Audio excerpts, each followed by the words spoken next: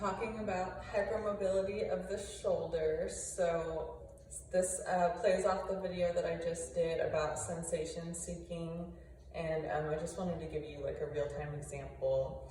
So for shoulder mobility, what we're looking for with stability in the shoulder is the rotator cuff kicking in, and that's this guy here. With hypermobile people, you can do a lot of external rotation and never actually work the spine and the rotator cuff, and that's really dangerous to the soft tissue in your shoulder because it's already more lax than most people, and we really don't want to hurt it, and we don't want to rely on that for our stability. We want to kick in our muscles. So this is just one example. When most people are looking for, external rotation of the shoulder is important because it leads, like I said, to the rotator cuff, which is the stability for the shoulder, because your shoulder is this ball and socket joint and it can go everywhere, except that's not what we want. We want it to go in safe, logical places. So as you're doing kind of all your arm exercises, what's the most important thing to consider is to remember to stabilize in the back. And so you're not, and that's a small, subtle, but critical movement. So as people are doing their arm exercises, a lot of the expectation is to feel something like up in your shoulder, but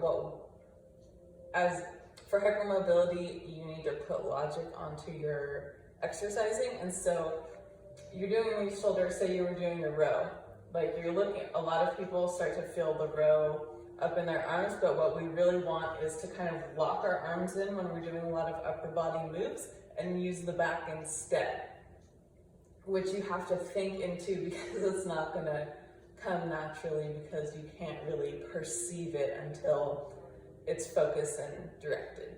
So just one example, if you were gonna do a row, which is here, before you start the movement, you're gonna wanna really get those shoulder blades kicked in, do a couple of pencil squeezes to the spine, some external rotation, not just waving your arms around. What we really want is that to be a manifestation of the shoulder working. So this is just waving around, but the stabilized move has those shoulder blades anchored back, and that's rotating, and your hand is just the manifestation of the shoulder stabilizing.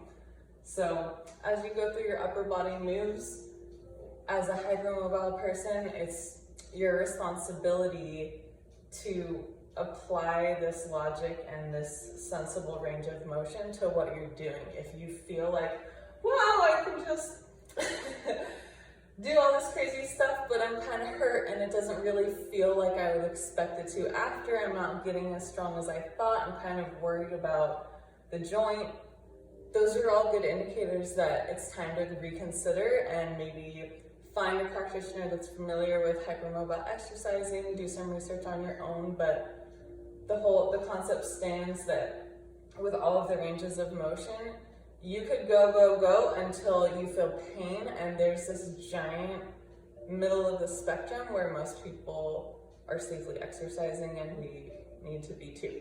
So as you do your upper body, make sure you're stabilizing with those shoulder blades first and not just seeking all this sensation with these extraneous movements. They'll set you up for success.